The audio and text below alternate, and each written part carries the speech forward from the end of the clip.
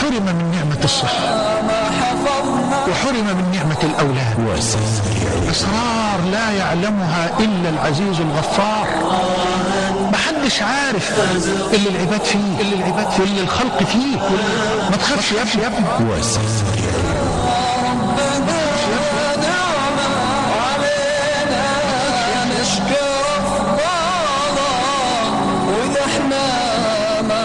رجل فاضل جدا من أهل الفضل أعرفه، من الله عليه بالمال وهو من أهل الدين، لكن حرم من نعمة الصحة. زرع كبدا وأصيب بالسكر والضغط، وحرم من نعمة الأولاد.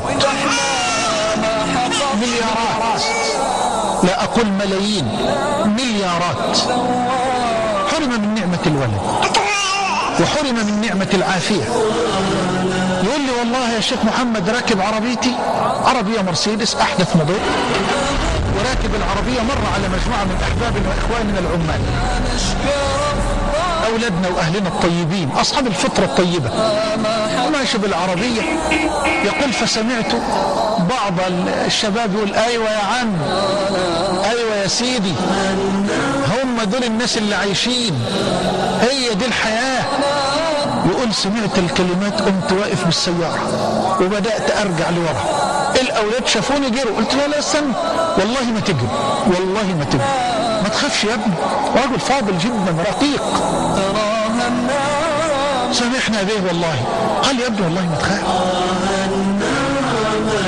مين يا اولاد اللي قال الكلام اللي انا سمعته؟ والله يا بيه ما حد قال حاجه، والله يا بيه ما.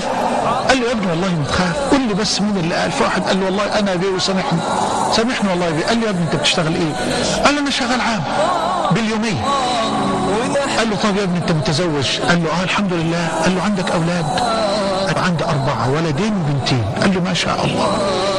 الاولاد بصحه كويسه؟ قال له زي الورد يا بيه. قال له طيب يا ابني انت كويس؟ قال له الحمد لله. قال له اخبار الصحه؟ قال له بوم.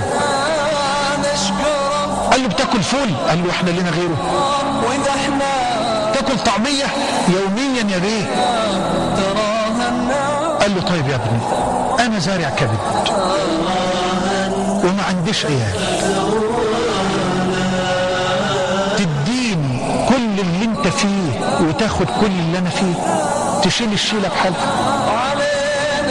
تديني يا ابني عيل من عيالك وتاخد كل اللي قبلك. تديني يا ابني كبدك، تديني صحتك. انا نفسي اكل سندوتش فول، ما اقدرش. بمر على الراجل بتاع الطعميه بشم الريحه، نفسي اكل سندوتش طعميه، مستحيل، ما اقدرش، مستحيل. انا يا ابني واقف على واحد، لا دي لا، وتاكل دي وما تاكلش دي وبالمقدار الفلاني. تشيل يا ابني الشيله كلها وتديني كل اللي انت فيه. قال له لا يا ابني توكل على الله، معلش سامحنا، ربنا يصلح حالك. أسرار لا يعلمها إلا العزيز الغفار. سبحان من يدبر الكون وسبحان من بيده الأمر. يا الله يا الله يا الله. ربنا نعمة وعلينا نشكر أفضاله، وإذا احنا ما حفظنا. يا عبد الله أنت في نعمة فلا تقنط، واحمد الله على ما أنت فيه، وتخيل لو بدل الله من حال إلى حال ماذا أنت صانع. وسارع علينا نشكر